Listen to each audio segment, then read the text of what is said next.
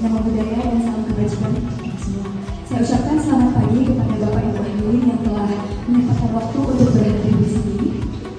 Pertama-tama saya ingin mengucapkan terima kasih kepada Bapak Kepala Lurah yang telah memberikan kami izin untuk melakukan sosialisasi.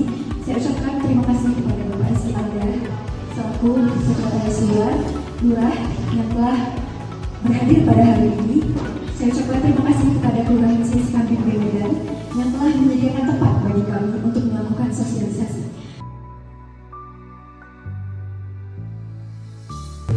Waalaikumsalam warahmatullahi wabarakatuh.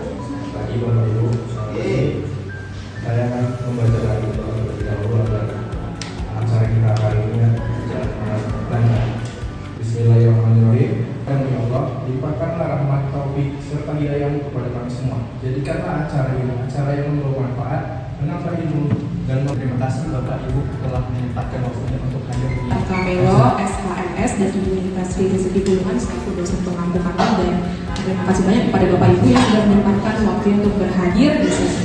Topik administrasi sebagai instrumen penyelesaian sengketa bagi pelaku usaha mikro, kecil, dan menengah atau UMKM di Kelurahan Sikamping. Nah, ada dua proses penyelesaian sengketa, yaitu sengketa melalui litigasi ataupun pengadilan, dan juga non litigasi ataupun bisa dikenal dengan penyelesaian sengketa alternatif. Salah satunya adalah arbitrase. Jadi kita tidak melalui proses pengadilan tersebut. Nah, jangan lupa itu kita semua memiliki penyelesaian sengketa yang lebih cepat dan pasti dengan keberlanjutan usaha bisa dikatakan berat bagi UMKM yang terbatas modal. Berikut ada kurangnya pemahaman hukum karena UMKM ini banyak mengetahui acara mengakses arbitrase, dan terakhir terbatasnya lembaga arbitrase di daerah. Karena pelaku UMKM di luar kota itu kesulitan mendapatkan layanan arbitrase terjangkau dan mudah diakses karena arbitrase ini nggak ada di daerah-daerah, misalnya pengadilan negeri Medan, pengadilan negeri Lupakan, dia terbatas tempatnya begitu. Boleh lanjut? Yang berdasarkan pasal 1 angka 1 Undang-Undang Arbitrase atau Undang-Undang Nomor 30 Tahun 1959, arbitrase itu sendiri merupakan sebuah kesepakatan tertulis antara para pihak untuk menyelesaikan suatu sengketa di ruang pengadilan. Nah, jadi dari hal tersebut dapat ditarik sebagaimana tadi pakar-pakar saya cek tadi terkait kelebihan arbitrase dan kekurangannya. Jika kita membandingkan dengan pengadilan itu sendiri, maka dapat dilihat bahwasanya pertama yaitu pengadilan memiliki biaya yang relatif mahal dan memakan waktu. Walaupun biaya pokok dari berperkara di pengadilan tersebut dapat dianggap sebagai rendah, tetapi jika kita mengakseskan para pihak lebih fokus untuk mencari jalan tengah daripada mencari siapa yang salah, siapa yang benar. Kemudian yang ketiga itu masih relevan dengan yang sebelumnya, yaitu selesai pemusuhan. Dengan suatu sengketa diselesaikan melalui arbitrase ataupun alternatif penyelesaian sengketa lainnya, itu dapat lebih menjamin hubungan ke depannya para pihak tersebut. Yang keempat adalah ketidakpastian. Walaupun pengadilan tersebut sendiri ketika tidak ada bagi pihak yang dirugikan atas sesuatu keputusan. Tersebut memiliki waktu yang relatif singkat dikarenakan sebenarnya Bapak Ibu Daerah umumnya dapat memakan waktu 6 bulan tanpa melakukannya itu, maka bisa mengambil waktu bertahun-tahun. Nah, jika kita bandingkan dengan arbitrase yang biasanya hanya mengambil waktu 2-3 bulan, tentu saja itu jauh lebih pendek jika dibandingkan dengan pengadilan. Kebanyakan kasus itu, apalagi kasus terkait UMKM, kebanyakan ini yaitu Siti Sejahtera yang telah melakukan tindakan prestasi. Lagi berjalan di mana Bapak atau Ibu silakan untuk mengajukannya. Kami akan mencoba sebisa kami untuk menjawabnya. Pertanyaan saya persilahkan. Jika suatu kasus dari pidana, apakah bisa diarbitrase juga? Apakah hanya kasus-kasus atas pertanyaannya yang memang ini pertanyaan secara umum ya Bu, apa memang itu perdata atau pidana ya.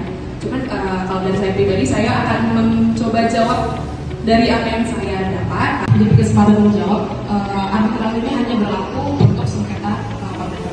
Karena kalau pidana kita tahu ya, pidana ini dia berkaitan dengan kepentingan umum, penegakan hukum, gitu.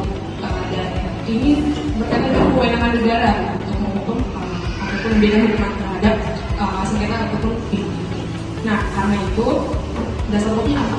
Itu ada di Undang-Undang Arbitrase dan Alternatif Penyelesaian Sengketa di Undang-Undang 70 tahun 1999 yang menegaskan di pasal 5 bahwa arbitrase itu berlaku hanya untuk sengketa perdata dan bidang perdagangan dan hanya jika para pihak sepakat.